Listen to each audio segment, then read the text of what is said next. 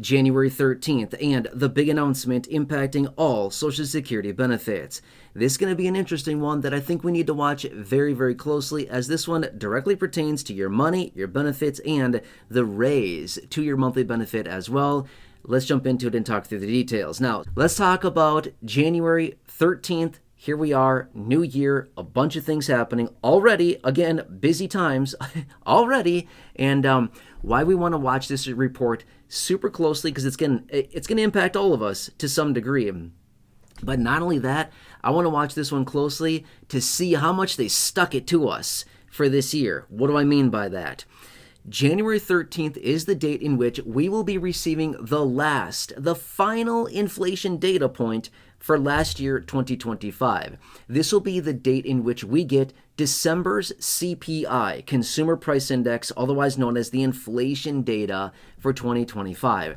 Obviously, over the last several months here, we've been seeing inflation going higher and higher and higher, and we know that, well, there's actually a whole lot more to come. This inflation is not over yet. We're going to see a whole bunch more inflation this year. But the reason that I want to pay very close attention to this report coming out on the 13th is because this is going to show us, well, again, how much inflation was there in December and how much did they stick it to us with the pathetic 2.8% COLA that we got for this year that everybody continues to act like, oh, wow, 2.8%. Again, many of you here in this community are very aware of this. Like, that's pathetic. It's translated into virtually no money, especially with the Medicare Part B premium increase and things like that, and the increases of price and cost of goods and everything like that. Obviously, we continue to fall behind more and more and more all the time. But this will be the final inflation data point, which again will give us that better glimpse into how much did they really mislead us by saying, oh, 2.8%, how generous.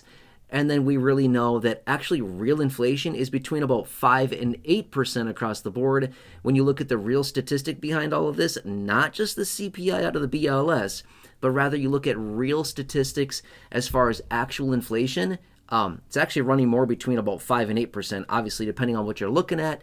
It's across the board. That's what it's at. So we're getting a COLA of about maybe half of that, roughly, of what real inflation is actually running. But it's going to be interesting to see what happens here for December. Reason is because we have the holiday shopping season also added into December's data, right? Point being is that obviously in the month of November and December, we had a lot more demand coming in for goods and services. More people out there buying, all kinds of stuff, random things for the holidays. Therefore, generally December is somewhat of an inflationary time simply because more demand causing prices to, well, obviously be a little bit elevated, right? Obviously other things going on as well, impacting price that we all are very aware of, but it's also somewhat of just seasonally a more inflationary time because so many people are out there buying, demand driving prices higher. Does that kind of make sense, right?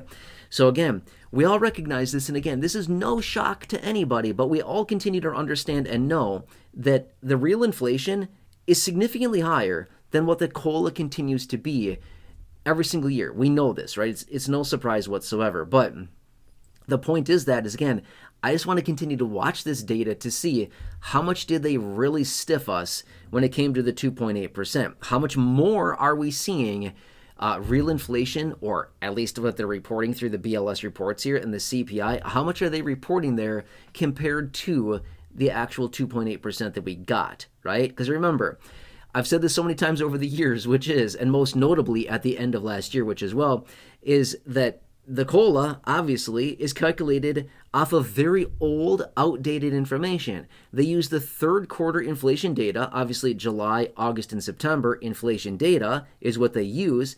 They compare it over the previous year, and whatever difference of inflation there is what we get as a COLA the following year. Does that make any sense whatsoever? I don't know about you, but to me, that seems like a very, very weird calculation. Can I say that? I don't know. Weird calculation, weird way to determine what this is going to be, but that's what they've been using basically since 1975, and maybe they'll change it at some point, but I'm going to continue to keep you posted on that.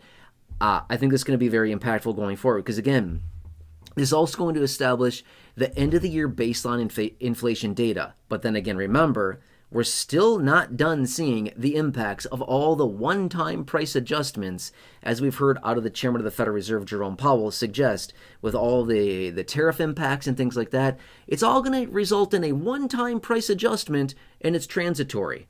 Really? Okay, well, let's see then, because the price adjustments have not stopped quite yet. So I'm not quite sure what this one price adjustment means yet, but we're not quite there yet. We're still seeing price adjustments higher and higher. Regardless, I'll keep you posted on this. Anyway, just want to point this out for you super fast. We got a lot of things going on for January, just like every single year. We've got a lot of things going on. Please make sure to subscribe if you're new here. Otherwise, share the video. Big share button down below.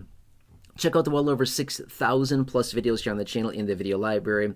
Otherwise, until next time, stay warm out there. Happy New Year. Take care, and I'll see you again very soon in the next video. I'll catch you later.